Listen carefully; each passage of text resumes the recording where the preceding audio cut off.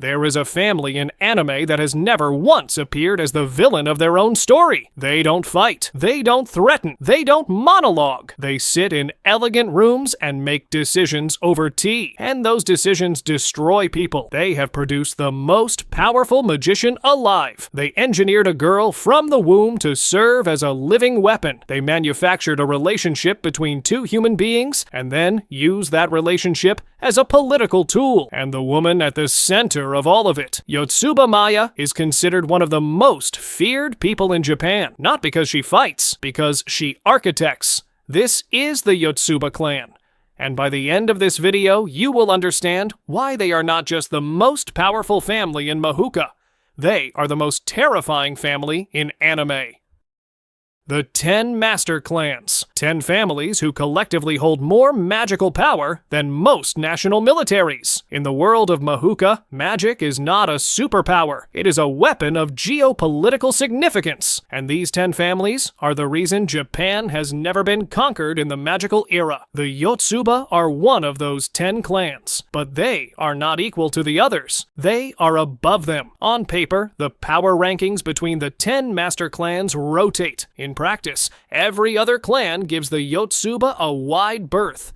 Not because the Yotsuba demand it, because the other clans have watched what happens when someone tests them. They haven't fought a war in over 2 decades. Not because they are peaceful, because nobody starts one. The Yotsuba specialize in mental interference magic, the ability to reach inside a human mind and rewrite what they find there. And they have weaponized that ability not just in battle, but in every interaction they have ever had with the outside world. Their reputation is their armor.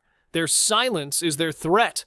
And their most dangerous weapon is not any single magician they have produced. It is the system they have built to produce them. That system has one architect, one woman who turned human beings into assets with the same cold precision that most people reserve for chess pieces. Her name is Yotsuba Maya, and to understand what she did, we need to start at the beginning. Every weapon starts as raw material.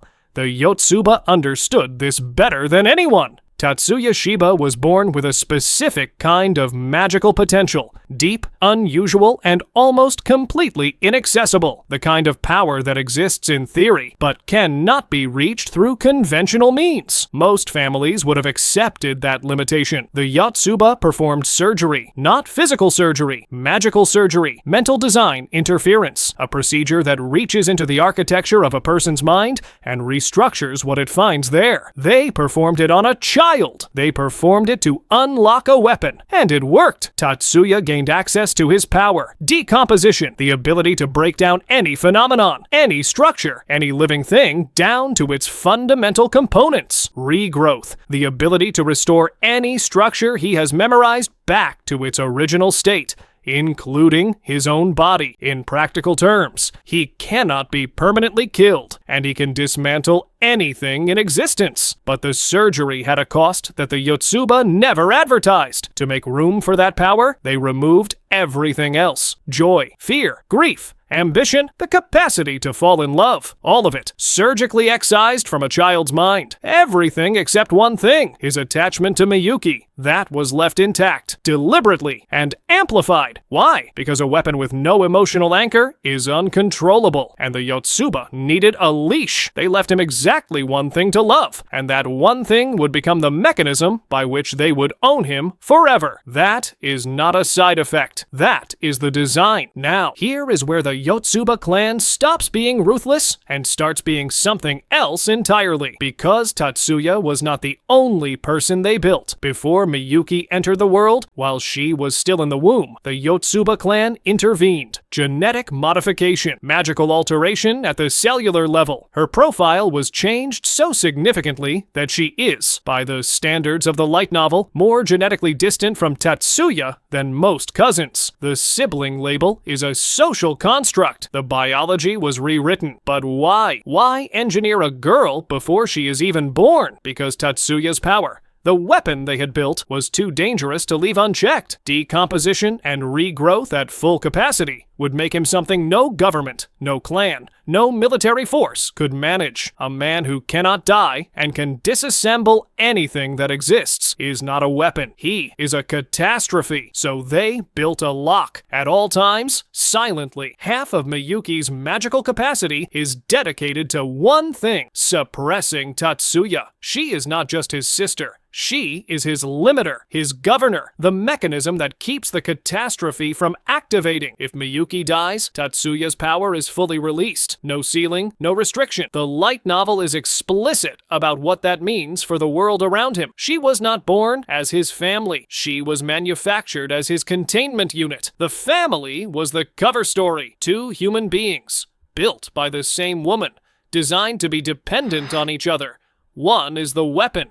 One is the lock, and both of them spent years believing the connection between them was real, not knowing it was engineered. But here is what none of this explains yet. Why Maya built any of it. What she actually gains from this. That answer changes everything. Yotsuba Maya is described in the light novel as the demon king of the Far East, not because of raw power, though she has plenty of it, because of what she is willing to do, and more precisely, because of what she has already done. Look at what she built. Step by step. Step 1. She had Tatsuya's emotions surgically removed as a child, leaving only his attachment to Miyuki intact, so he would have exactly one emotional anchor, and that anchor would be something she controlled. Step 2. She had Miyuki genetically engineered before birth to serve as both his emotional anchor and his power limiter, so that Tatsuya could never go rogue without losing the only thing he loves, and could never be fully unleashed without her death. Step 3. She assigned Tatsuya as Miyuki's personal guardian from childhood, not because he was qualified, because years of duty-based proximity would deepen the bond she needed to weaponize. She manufactured the relationship through obligation before either of them understood what was happening. Step 4. Volume 16. The Yotsuba Succession Arc. Maya stands before the 10 master clans and publicly announces the engagement of Tatsuya and Miyuki, with zero input from either of them, in front of the entire magical establishment of Japan. The engagement accomplishes 3 things simultaneously. It legitimizes the Yotsuba bloodline. It signals to every other clan that the 2 most dangerous magical assets in Japan are permanently bound to Yotsuba interests, and it makes it politically impossible for any other family to ever pursue Miyuki or challenge Tatsuya without going through Maya first. She did not build a weapon and a lock. She built a dynasty. 2 engineered human beings bound to each other by manufactured love, serving as the cornerstone of Yotsuba power for the next generation. The terrifying part is not that she did it. The terrifying part is that it worked perfectly. Here is the thing about Tatsuya and Miyuki that the internet always gets wrong. They are not victims who don't know what happened to them. They know. Tatsuya understands that his emotional architecture was rewritten. He knows that his attachment to Miyuki may not be entirely his own. He said clearly in the light novel that the situation is objectively wrong. He understands it. He holds it with clear eyes. And he still agreed to the engagement. Not because he has no choice, because he is a man with no other emotional options, no other connection that exists at that depth. And when faced with something that was built for him rather than chosen, he decides to choose it anyway, knowing what it is. Miyuki knows the truth about his surgery. She knows his feelings toward her may have been amplified by someone else's hand, and she loves him regardless, because he is the only person in the world who has ever looked at her as more than a weapon, more than a seal, more than a clan asset. What else does a person do with that? 2 people, built by the same architect, trying to find something real inside a cage